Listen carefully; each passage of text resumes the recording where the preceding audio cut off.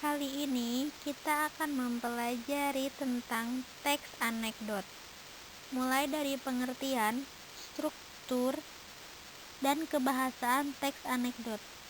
Di akhir pembelajaran akan ada tugas yang harus kalian kerjakan. Pengertian teks anekdot. Anekdot merupakan cerita singkat serta menarik dan lucu yang dapat menggambarkan suatu kejadian atau orang yang sebenarnya. Struktur teks anekdot.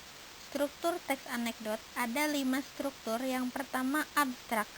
Abstrak adalah struktur teks humor paling awal dalam teks yang disebut anekdot. Abstrak ditempatkan di awal paragraf dengan fungsi untuk menggambarkan teks secara umum sehingga pembaca dapat membayangkan. Struktur yang kedua, orientasi.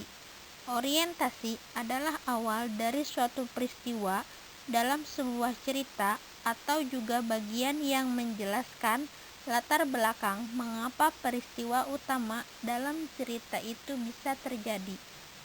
Struktur yang ketiga, krisis. Struktur teks anekdot. Krisis adalah bagian yang menjelaskan masalah utama dengan warna-warna unik juga tidak biasa atau bahkan menimpa penulisnya sendiri. Struktur yang keempat adalah reaksi. Reaksi tersebut terkait dengan struktur krisis.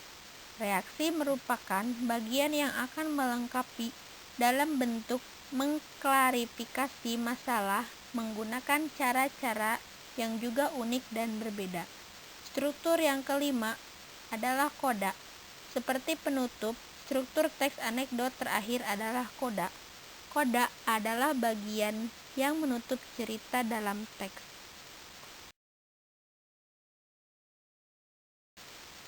Kebahasaan teks anekdot. Yang pertama, kalimat yang menyatakan peristiwa masa lalu.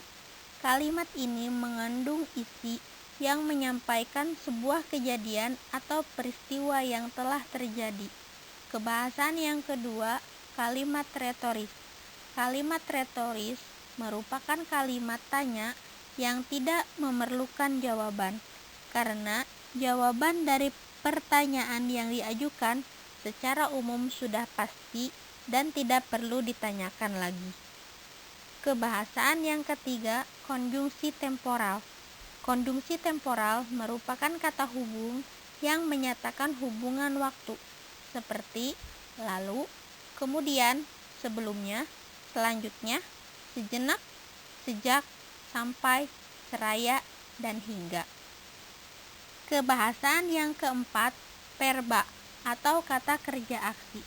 Kata kerja aksi merupakan kata kerja yang menyatakan subjek sedang melakukan suatu pekerjaan atau aksi dan bisa terlihat tindakan atau perbuatannya. Kebahasaan yang kelima, kalimat seru. Kalimat seru merupakan kalimat yang digunakan untuk menggambarkan perasaan yang ada di dalam diri seseorang seperti marah, kesal, sedih, gembira, dan lainnya. Kebahasaan yang keenam adalah kalimat perintah. Kalimat perintah atau biasa juga disebut kalimat imperatif merupakan kalimat yang berisi perintah tentang sesuatu hal dengan tujuan agar orang yang diperintah dapat melakukan perintah tersebut. Setelah memahami materi, silakan kerjakan tugas. Nomor 1. Apa yang dimaksud dengan teks anekdot? Nomor 2. Tuliskan struktur teks anekdot. Nomor 3. Sebutkan secara singkat kebahasaan teks anekdot. Selamat mengerjakan dan terima kasih.